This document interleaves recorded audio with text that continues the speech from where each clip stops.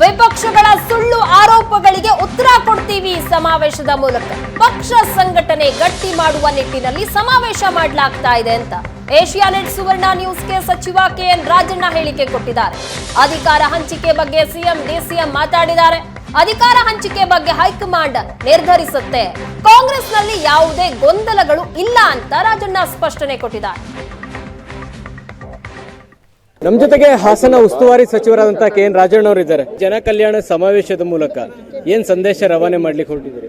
ಸಂದೇಶ ಪಕ್ಷದ ಸಂಘಟನೆಯನ್ನ ಗಟ್ಟಿ ಮಾಡತಕ್ಕಂಥದ್ದು ಮತ್ತು ಏನು ವಿರೋಧ ಪಕ್ಷಗಳು ಸುಳ್ಳನ್ನ ಕಾಂಗ್ರೆಸ್ ಪಕ್ಷ ಮತ್ತು ಅದರ ಮುಖಂಡರುಗಳ ಮೇಲೆ ಆಗ್ತಾ ಇದ್ದಾರೆ, ಆ ಸುಳ್ಳುಗಳಿಗೆ ನಾವು ಉತ್ತರ ಕೊಡ್ತಕ್ಕಂಥ ಒಂದು ಸಮಾವೇಶ ಅಂತೇಳಿ ಭಾವಿಸ್ಬೇಕು. ಇದರಲ್ಲಿ ಏನು ಪಕ್ಷಕ್ಕೆ ಬೆನ್ನೆಲುಬಾಗಿರ್ತಕ್ಕಂಥ ಹಿಂದ ಸಮುದಾಯಗಳೇನಿದ್ದಾವೆ ಅವರಲ್ಲೂ ಕೂಡ ಉತ್ಸಾಹವನ್ನು ಮೂಡಿಸ್ತಕ್ಕಂಥದ್ದಕ್ಕೆ ಇದು ಒಂದು ಕಾಂಗ್ರೆಸ್ ಪಕ್ಷ ಮತ್ತು ಹಿಂದ ಒಕ್ಕೂಟಗಳ ವತಿಯಿಂದ ನಡೀತಕ್ಕಂಥ ಒಂದು ಜನಾಂದೋಲನ ಸಮಾವೇಶ. ಹಾಸನದಲ್ಲೇ ಯಾಕೆ ಸರ್? ಯಾಕಂದ್ರೆ ದೇವೇಗೌಡರು ಹೇಳಿದ್ರು ಸಿದ್ದರಾಮಯ್ಯ ಸರ್ಕಾರ ತೆಗಿತೀವಿ, ಸಿದ್ದರಾಮಯ್ಯನವರು ಸೊಕ್ಕಡಗಿಸ್ಲಿಕ್ಕೆ ಬಂದಿದ್ದೀನಿ ಅಂತೇಳಿ ಚನ್ನಪಟ್ಟಣ ಚುನಾವಣೆ ಸಂದರ್ಭದಲ್ಲಿ ಹೇಳ್ತಾ ಇದ್ದಾರಲ್ಲ. ಅವರ ಭಾಷಣಕ್ಕೆ ನಾವೇನು ಹೇಳಬೇಕಾಗಿಲ್ಲ. ಚನ್ನಪಟ್ಟಣ ಮತ್ತು ಶಿಗ್ಗಾಂವ್, ಸಂಡೂರು 3 ಉಪಚುನಾವಣೆಗಳಲ್ಲಿ ಉತ್ತರ ಕೊಟ್ಟಿದ್ದಾರೆ. ಅದಕ್ಕೆ ಮತ್ತೇನು ಉತ್ತರ ಕೊಡಬೇಕಾಗ್ತದೆ?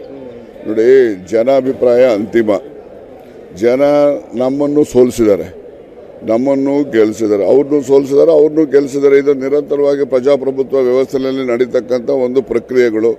ಸೋಲು ಬಂದಾಗ ನಾವು ಯಾರನ್ನೋ ದೂಷಣೆ ಮಾಡ್ತಕ್ಕಂಥದ್ದು, ಗೆಲುವು ಬಂದಾಗ ನಾವು ಯಾರನ್ನು ಅದರ ಕೀರ್ತಿ ತಗೊಳ್ತಕ್ಕಂಥದ್ದು, ಇವೆಲ್ಲ ರಾಜಕಾರಣದಲ್ಲಿ ನಡೀತಾ ಹೋಗ್ತಾ ಇರ್ತವೆ. It is all part and parcel of politics. Sir, ಈಗ ಪವರ್ ಪಾಲಿಟಿಕ್ಸ್ ಇದೆ.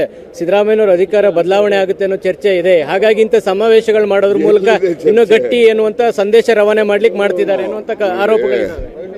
ಪಕ್ಷ ಅಂತಕ್ಕಂಥದ್ದು ಎಲ್ಲರನ್ನೂ ಕೂಡ ಸಮಾನವಾಗಿ ಅವಕಾಶ ಕಲ್ಪಿಸ್ತಕ್ಕಂಥದ್ದು.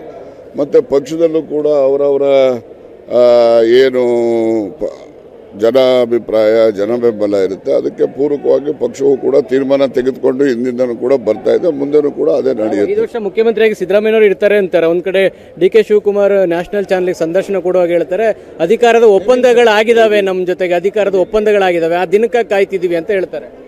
ನೋಡಿ, ಅದು ಅವರ ಅಭಿಪ್ರಾಯ, ಅವರು ಸಂದರ್ಶನದಲ್ಲಿ ಹೇಳಿರ್ತಕ್ಕಂಥದ್ದು.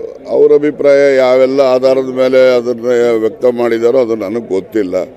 ಕಾಂಗ್ರೆಸ್ ಪಕ್ಷದಲ್ಲಿ ಅಂತಿಮವಾಗಿ ಹೈಕಮಾಂಡ್ ನಿರ್ಣಯ ಮಾಡ್ತಕ್ಕಂಥದ್ದು. ಹೈಕಮಾಂಡ್ ನಿರ್ಣಯಕ್ಕೆ ಎಲ್ಲರೂ ಕೂಡ ಬದ್ಧರಾಗಿರ್ತಾರೆ. ಇವತ್ತು ಎಷ್ಟು ಸುಮಾರು ಜನ ಸೇರೋ ನಿರೀಕ್ಷೆ ಇದೆ ಸರ್? ಒಂದು 2 ಲಕ್ಷ ಜನ ಸೇರೋ ನಿರೀಕ್ಷೆ ಇದೆ. ಏನ್ ನಿಮ್ಮ ಮಾತಿನ ಮೇಲೆ ಬಹಳ ಕ್ಯೂರಿಯಾಸಿಟಿ ಇದೆ ಇವತ್ತಿನ ಸಮಯ. ಯಾಕಂದ್ರೆ ಹಾಸನ ಉಸ್ತುವಾರಿ ಆಗಿದ್ದೀರಿ, ಇದರ ಜವಾಬ್ದಾರಿ ತಗೊಂಡಿದ್ದೀರಿ, ನೇತೃತ್ವ ವಹಿಸಿದ್ದೀರಿ. ಮುಖಂಡರುಗಳ ಮಾತಿನ ಬಗ್ಗೆನೂ ಕೂಡ ಕ್ಯೂರಿಯಾಸಿಟಿ ಇದೆ. ಇದಿಷ್ಟು ಸಚಿವ ರಾಜಣ್ಣ ಅವರ ಮಾತು. ಕ್ಯಾಮರಾಮನ್ ಶರತ್ ಜೊತೆಗೆ ಮಾರುತೇಶ್ ಹುಣಸನಹಳ್ಳಿ, ಏಷ್ಯಾನೆಟ್ ಸುವರ್ಣ ನ್ಯೂಸ್, ಹಾಸನ.